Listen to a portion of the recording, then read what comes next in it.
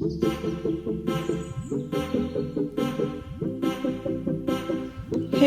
Everyone, आज बनवूया सांबार।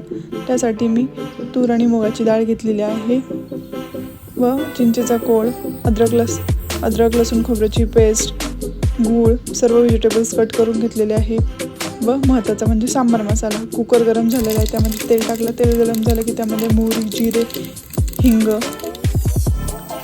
व आपली अद्रक लसूण खोबऱ्याची पेस्ट, कढीपत्ता व सर्व व्हेजिटेबल्स एक एक करून आपण त्यात टाकून घेऊया व ते व्यवस्थित असे मिक्स करून परतून घेऊ।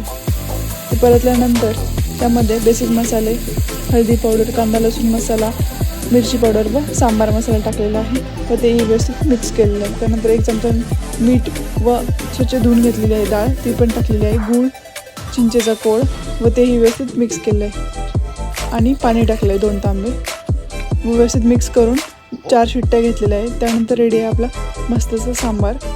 बघू शकता, हा सांबार तुम्ही डाळ बाटी,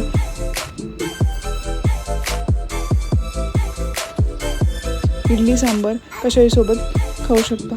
थँक्यू फॉर वॉचिंग।